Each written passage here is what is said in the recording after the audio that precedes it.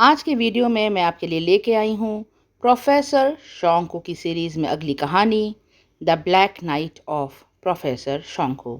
लेखक हैं सत्यजीत रे। सुनते हैं इस कहानी की समरी मेरी यानी गरिमा की आवाज़ में।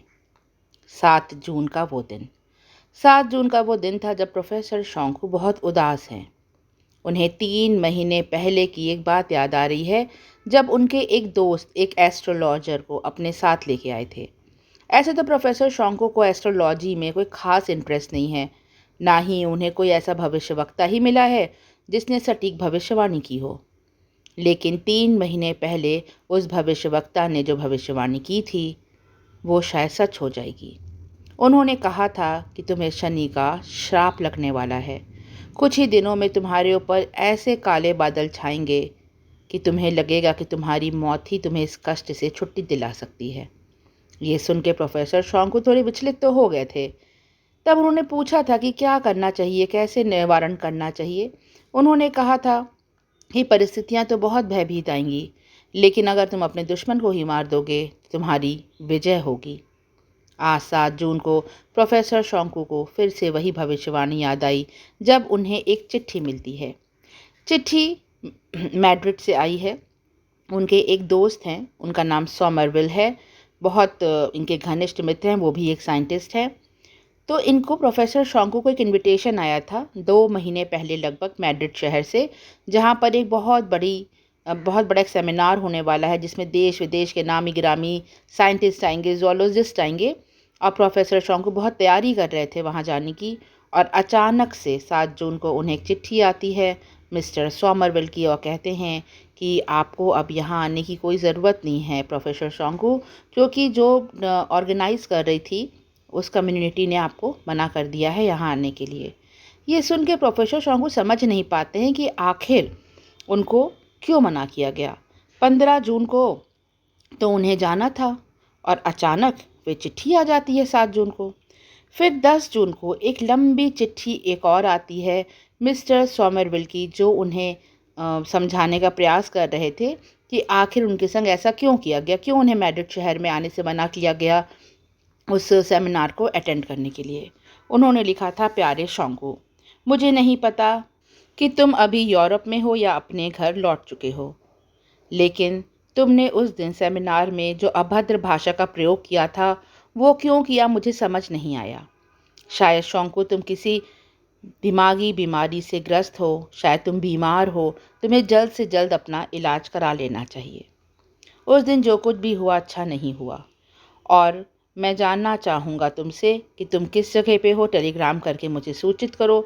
साथ ही ये भी बताओ कि तुमने उस दिन इस तरह की अभद्र भाषा का प्रयोग क्यों किया था। ये लिखते हुए एक पेपर की कटिंग साथ में संलग्न की गई थी। टाइम्स पेपर की कटिंग थी। 11 मई, ऑस्टिन शहर, इंसबर्ग में प्रोफेसर शोंकू ने एक लेक्चर देते हुए, वो लेक्चर दे रहे थे progress and development of science पर। अचानक उन्होंने अपने एक को साइंटिस्ट के बारे में बहुत ही अभद्र भाषा का प्रयोग किया, और इस भाषा को सुन के वहीं बैठे एक दूसरे साइंटिस्ट ने उनके ऊपर कुर्सी खींच के फेंकी। साथ ही में वहाँ पर वो तस्वीर लगी हुई थी। वो तस्वीर को प्रोफेसर शोंकू बहुत ध्यान से देखते हैं, बहुत याद करते हैं, लेकिन वो तो कभी इंसबर्ग शहर गए ही नहीं हैं। फिर आखिर वो उस तस्वीर में कैसे हो सकते हैं। तस्वीर में जो आदमी था वो बिल्कुल हूबहू प्रोफेसर शोंकू जैसा ही था देखने में। सिर्फ एक फ़र्क था कि उसका चश्मा जो उसकी आंखों से उतर रहा था लगभग, वो काफ़ी मोटा था, और उसके जो लेंस थे वो क्लियर नहीं थे। मीन्स प्रोफेसर शोंकू के जो लेंस थे शीशे के, वो आर पार देख सकते हैं, लेकिन उस दूसरे प्रोफेसर शोंकू के जो लेंस थे वो ओपेक थे, उसको हम लोग आर पार नहीं देख सकते हैं। और बाकी हूबहू प्रोफेसर शोंकू ही थे। प्रोफेसर शोंकू को लगता है ज़रूर किसी साइंटिस्ट ने उनका क्लोन बना दिया है, और उनकी साख को ख़राब करने के लिए शायद वो क्लोन जो है वो इधर उधर घूम रहा है। फिर अचानक से वो घबराते हैं और जाके अपनी डायरी निकालते हैं। उन्हें लगता है कहीं सच में उन्हें कोई दिमागी बीमारी तो नहीं हो गई। वो देखते हैं कि 11 मई से लेके 22 मई तक उस डायरी में कोई भी एंट्री नहीं थी। आप प्रोफेसर शोंकू घबरा जाते हैं। उन्हें लगता है कि शायद उन्हें कोई ऐसी बीमारी हो गई है जिसमें उनका मेमोरी लॉस हो जाता है टाइम पीरियड के लिए। हालांकि कई बार ऐसा हुआ है कि कई कई दिनों तक उन्होंने डायरी में कुछ नहीं लिखा, लेकिन ये खास पीरियड 11 मई से 22 मई, जब शायद उसी समय वो इंसबर्ग शहर में थे, जैसा कि लोग उनको बता रहे थे। अब प्रोफेसर शोंको अपनी इस समस्या का समाधान करने के लिए अपने नौकर के पास जाते हैं और उसे पूछते हैं कि तुम ये बताओ कि क्या 11 मई से 20 मई के बीच में मैं कहीं बाहर गया था। नौकर कहता है कि मालिक, अगर आप गए होते तो आपको याद होता, इतनी तारीख है मुझे याद नहीं रहती। फिर वो अपने एक दोस्त के पास जाते हैं, ये सोचते हैं कि उसे तो ज़रूर याद होगा अगर मैं 10 दिन के लिए कहीं बाहर गया हूँगा। लेकिन दुर्भाग्यवश उसी समय उनका जो दोस्त था वो एक शादी में गया हुआ था। वो कहता है कि नहीं, तो मुझे नहीं पता तुम बाहर गए थे या नहीं, क्योंकि उस टाइम ड्यूरेशन में मैं इस शहर में था ही नहीं। प्रोफेसर शोंको फिर से टाइम्स पेपर में छपी उस फोटो को ध्यान से देखते हैं। तब ये देखते हैं कि उसमें से ये कुछ लोगों को शायद पहचानते हैं। उसमें से डॉक्टर ग्रोपियस थे। वो तुरंत उन्हें देख के पहचान जाते हैं। पेपर की जो कटिंग थी उसमें लिखा था कि जब किसी को साइंटिस्ट ने इनके ऊपर वो कुर्सी खींच के फेंकी थी, तब डॉक्टर ग्रोपियस ही थे जिन्होंने प्रोफेसर शोंको को जल्दी से किनारे करके उनकी रक्षा की थी, उन्हें बचाया था। डॉक्टर ग्रोपियस, जिससे 7 साल पहले बगदाद के शहर में एक सेमिनार के दौरान प्रोफेसर शोंको मिले थे, बहुत ही ब्रिलियंट साइंटिस्ट थे वो भी। वो सोचने लगते हैं कि आखिर अगर वो मिस्टर ग्रोपियस से मिले थे तो उन्हें बिल्कुल भी याद क्यों नहीं आ रहा। साथ ही उस तस्वीर में प्रोफेसर शोंको पहचानते हैं एक अन्य प्रोफेसर को भी, जिनका नाम था प्रोफेसर फेल्केनस्टीन। प्रोफेसर फिल्किंस्टीन थे, उन्हीं के बारे में प्रोफेसर शोंको ने अभद्र भाषा का प्रयोग किया था उस दिन सेमिनार में।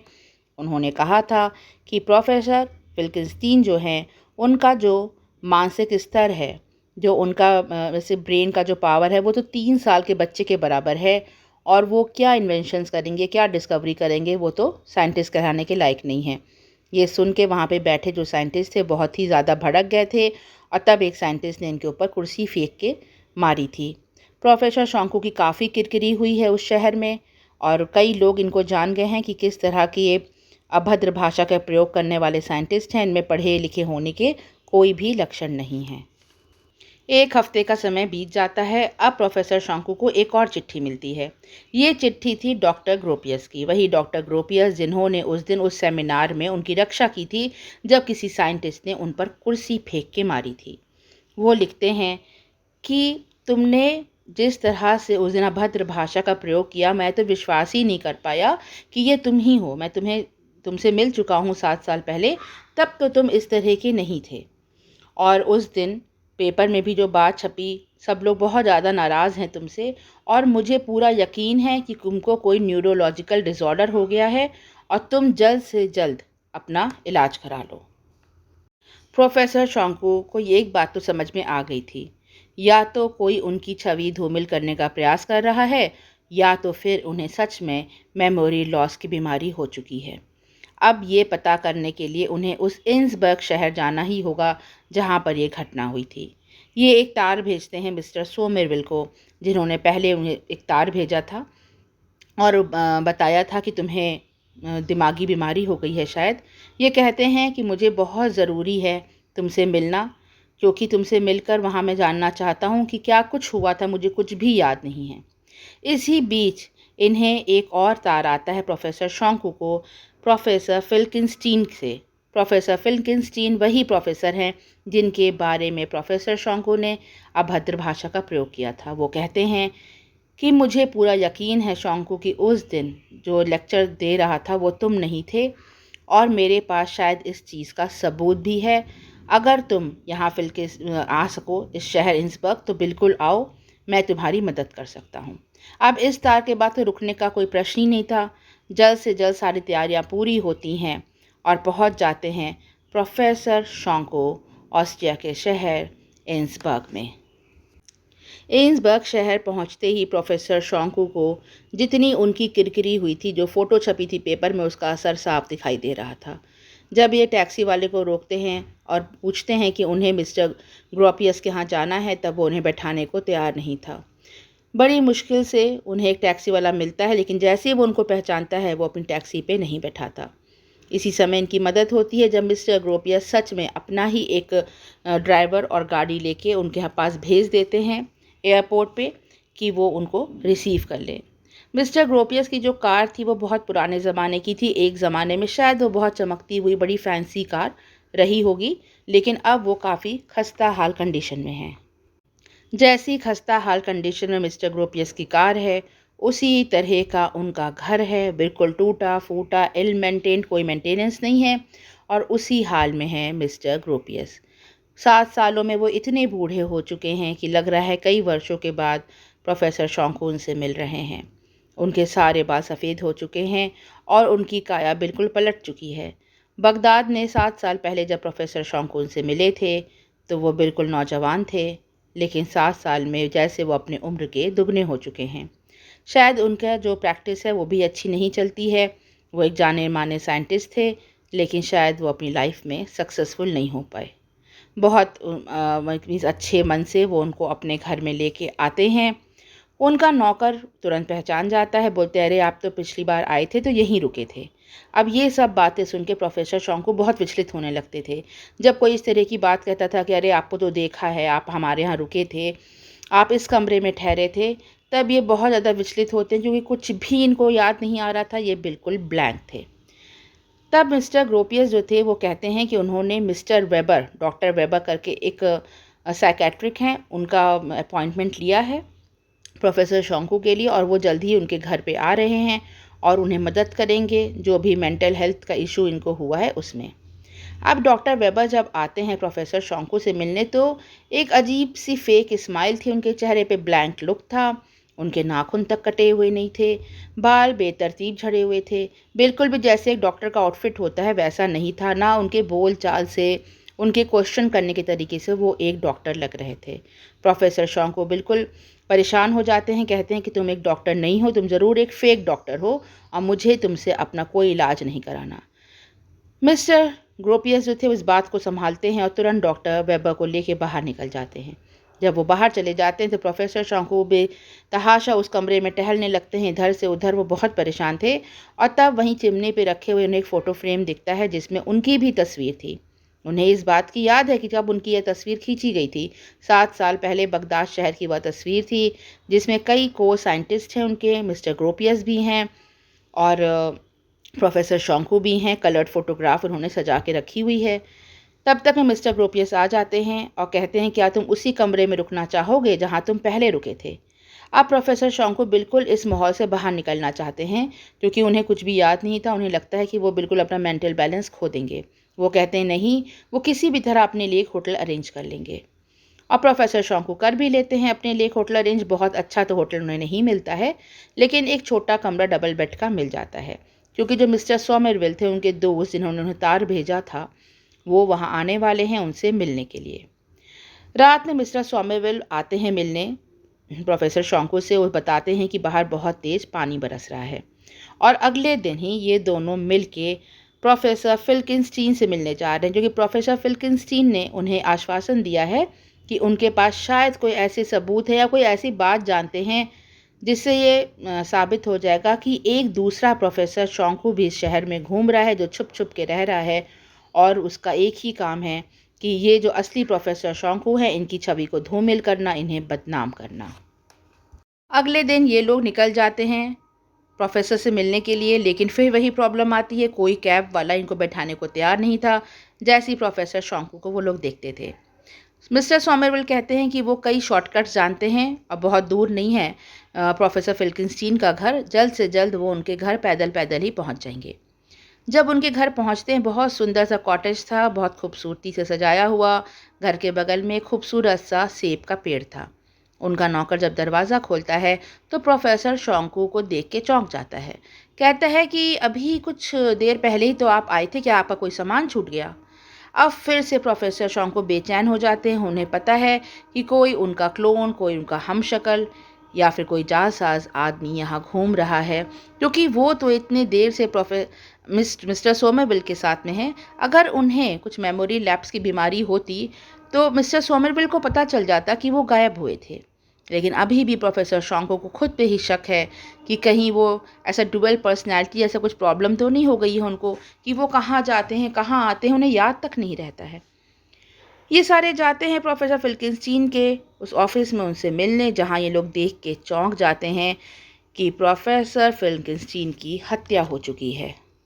ये लोग भौचक्के वहाँ खड़े होते हैं, तभी उनका नौकर पीछे से आता है और प्रोफेसर शंकु की तरफ इशारा करके कहता है कि ओह, तुमने इन्हें मार डाला। और वह फ़ोन उठाने लगता है। ये समझ जाते हैं कि ये पुलिस को कांटेक्ट करने जा रहा है। जल्दी से मिस्टर सॉमरविल एक धक्का मारते हैं नौकर को सिर के पीछे, वह बेहोश होकर ज़मीन पर गिर जाता है। और इन लोग को जल्द से जल्द अब वो सबूत चाहिए, जो सबूत प्रोफेसर फिल्किंस्टीन के पास था। फिल्किंस्टीन का ड्रॉर खोलते हैं, उसमें एक इनको नोट मिलता है जिसमें कुछ इशारा था कि वो जो सबूत है वो कहाँ पर है। ये जल्दी जल्दी ड्रॉर्स खोलते हैं, फिर नीचे की फ्लोर पे जाते हैं, तब वो मिलती है उनको वो जगह जहाँ पे वो सबूत रखा था। वो सबूत के रूप में एक लिफाफा था जिसमें वो चश्मा था जो उस दिन प्रोफेसर शोंकू ने पहना था, वो वहीं गिर गया था। वो जो ओपेक शीशे का चश्मा था, उसमें लिखा था, इस शीशे के आर पार देखना नामुमकिन है, कोई नहीं देख सकता है। और साथ ही उस चश्मे से लगा हुआ एक बाल भी मिला था प्रोफेसर फिल्किंस्टीन को, लेकिन वो बाल जो था वो नकली बाल था, वो एक सिंथेटिक हेयर था।